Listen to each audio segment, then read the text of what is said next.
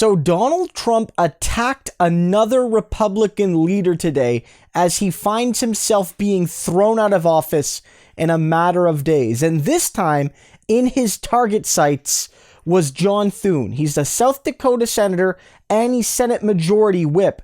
And Trump basically went at him saying he's got to get primaried, and I want Kristi Noem, the South Dakota governor, to be the person to primary him. Trump said the following on Twitter: "I hope to see the great governor of South Dakota, Kristi Noem, run against Rhino," which is Republican in name only, Senator John Thune, in the upcoming 2022 primary. She would do a fantastic job in the U.S. Senate, but if not Kristi, others are already lining up. South Dakota wants strong leadership now. And John Thune responded to him. Now, we don't have video, unfortunately, but it happened, and multiple reporters are reporting that he said the following, tongue-in-cheek to Trump's attack. It says here, Senator Thune on Trump going after him and saying he'll support a primary challenger. Quote, "Finally an attack tweet. What took him so long? It's fine. It's the way he communicates. I'm not sure what I did to be deserving of all that." And that's clearly sarcasm there.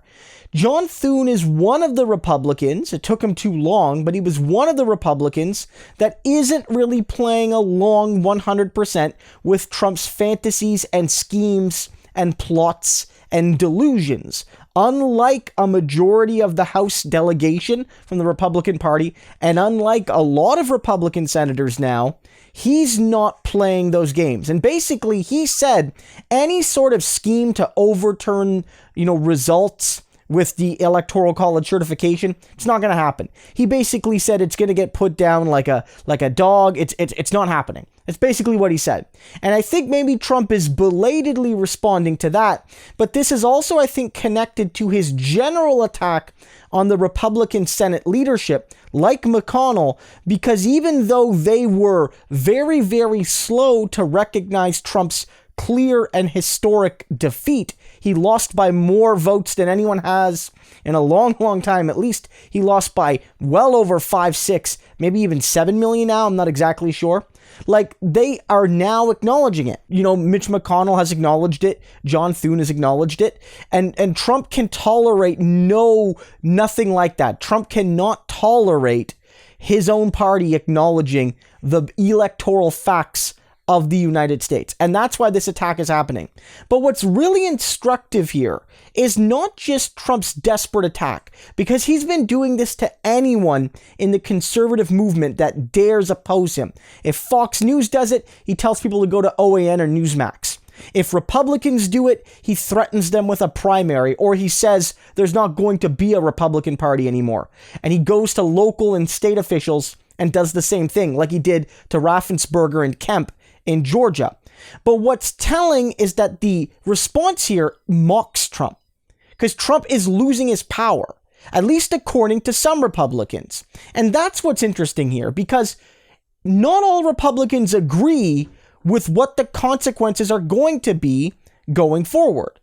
On the one hand, you have people like Thune and some other Republicans, like Ben Sasse, basically laughing at people like Trump and people feeding into his delusions, saying it's ridiculous, it's irresponsible, it's stupid, it's hurting our party, it's hurting our country. This man has no business saying these things. People like Mitt Romney as well. And on the other hand, you have potentially 140, 150 House Republicans, as well as some senators like Josh Hawley, that are jumping in whole hog onto the Trump train of delusion and of attacking democracy. And so this really does show that it is still Trump's party, even if many Republicans, even if a small, minority, a significant minority of Republicans don't want it to be his party anymore. For some, this is a sign that Trump is still king.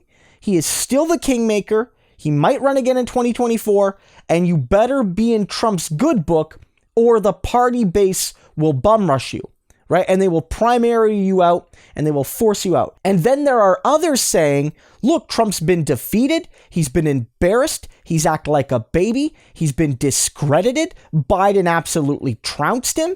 And now's as good a time as any to rip the Band-Aid off and reject Trump and Trumpism. I don't know which strategy is going to prevail. My instinct is that Trumpism is going to get at least one more try at the presidential level. So I might put my money on a Trump-style candidate. Maybe not someone as Trumpy as Trump, but somebody that clearly is, ingratiating themselves to the Trump movement, to be the nominee in 2024. But again, you have these two responses. You have people that are like 100% I stand with the president, even as he's one of America's greatest historical losers, at least in terms of the popular vote. And then you have others saying this man, whether he's in our party or not, is a buffoon and he's dangerous and we should mock him and we should move past him. This is really showing that even if he doesn't run again, Trump is going to be the ballot question, not only in the 2022 House and Senate primaries for the Republican Party, but the 2024 presidential primary. Where you are with loyalty to this enemy of democracy is now the defining question in one of America's two largest parties. If that tells me anything, it's that everyone that's on the anti-Trump side basically has two choices. They can link themselves to the enemies of democracy, or they can do their part and destroy their own party to save democracy.